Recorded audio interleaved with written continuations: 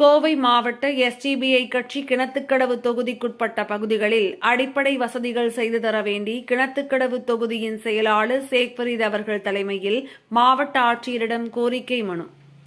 கோவை கிணத்துக்கடவு சட்டமன்ற தொகுதிக்குட்பட்ட குறிச்சி பிரிவு, கருப்பராயன் கோயில், திருமறை நகர், சாய் நகர், போத்தனூர், நூராபாத் உள்ளிட்ட பகுதிகளில் ஆயிரக்கணக்கான குடும்பத்தினர் வசித்து வருகின்றனர்.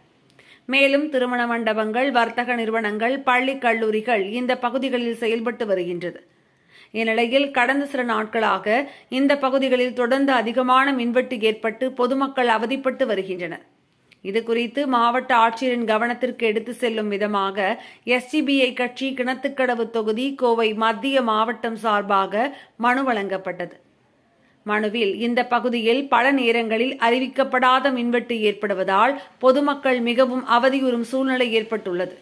இது தொடர்பாக பலமுறை எஸ்டிபிஐ கட்சியின் சார்பாக மின்சார வாரிய அதிகாரியிடம் அதிகமான மனுக்கள் கொடுக்கப்பட்டும் புகார்கள் தெரிவித்தும் எந்தவிதமான நடவடிக்கையும் இல்லை. இது சம்பந்தமாக அதிகமான போராட்டங்கள் நடந்துள்ளது. ஆனாலும் இன்னும் மின்வெட்டு பிரச்சினைக்கு தீர்வு காணப்படவில்லை.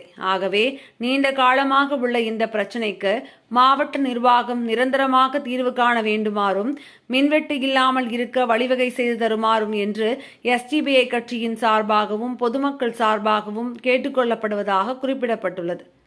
இந்த நிகழ்வில் செய்தி தொடர்பாளர் மன்சூர் ஆலோசனையின்படி எஸ்டிபிஐ குறிச்சி பிரிவு கிளை தலைவர் சாகுல் ஹமீத், போத்தனூர் கிளை தலைவர் இப்ராஹிம், திருமறை நகர் தலைவர் ஹக்கீம், திருமறை நகர் கிளை பொருளாளர் மூசா நவாஸ், போத்தனூர் கிளை செயலாளர் அமீத், தொகுதி பொருளாளர் ஜுபைருதீன் ஆகியோர் கலந்து கொண்டு மனு அளித்தனர்.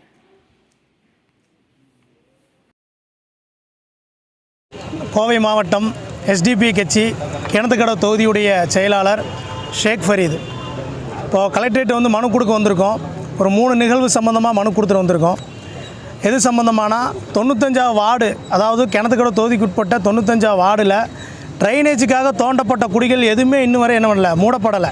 அதனால் பல உயிரிழப்புகள் ஏற்படுது. வாகனங்கள் சிக்கி பெரும் அவதிக்குள்ளாத நிலைமையாக இருக்குது. இது என்ன பண்ணிடுறாங்கன்னா, கான்ட்ராக்ட் ஆள்கள்கிட்ட இது என்ன பண்ணிடுறாங்க, ட்ரைனேஜுக்காக கொடுக்கப்பட்ட குழிகளை அவங்க முறையாக மூடுவது கிடையாது.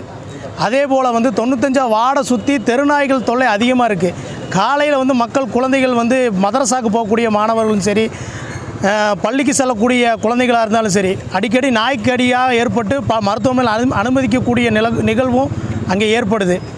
அதே போல் கிணத்துக்கடவு தொகுதியை சுற்றியுமே என்னது, மின்வெட்டு, அறிவிக்கப்படாத ஒரு மின்வெட்டு என்ன இருக்குது நம்ம பகுதியில் நிலவிட்டுருக்கு. எதற்காக மின்வெட்டு ஆகுதுன்னே தெரிய மாட்டேங்குது. இது சம்மந்தமாக நம்ம ஏஐட்ட தொடர்பு கொண்டு பேசும்போது அவர் சரியான ரெஸ்பான்ஸ் பண்ணுறதில்ல. ஒரு நாளைக்கு 5 மணி நேரத்துலேருந்து 6 மணி நேரம் வரை என்னாகுது, மின்வெட்டு ஏற்படுது. அது எங்கள் வார்டை பொறுத்தளவு என்ன பண்ணுது, தமிழக அரசும் சரி, இங்கே இருக்கக்கூடிய மாநகராட்சி நிர்வாகம் சரி, முற்றிலுமாக புறக்கணிக்கக்கூடிய வார்டாக 95 வார்டு மாறிக்கொண்டிருக்கின்றது. அதே போல் கமிஷனரை சந்திக்க வந்திருக்கிறோம். இது சம்பந்தமான இப்போ உக்கடம் ஆத்துப்பாலம் மேம்பால பணி நிறைவு பெற்று பல வாகனங்கள் அதில் என்ன பண்ணிகிட்ருக்கு, சென்று கொண்டு இருக்கின்றது. எங்கள் பகுதியில் குறிச்சிப்புறு என்கின்ற ஒரு பகுதி இருக்குது. அந்த பகுதியில் 10,000க்கு மேற்பட்ட குடும்பங்கள் அங்கே வசிக்கிறோம். எங்களால் முழுமையாக அந்த சாலையை கடந்து செல்ல முடிய மாட்டேங்குது. இது சம்பந்தமாக போக்குவரத்து டிசிட்டு என்ன பண்ணியிருந்தோம், 1 மாதத்துக்கு முன்னாடி மனு கொடுத்துருந்தோம்.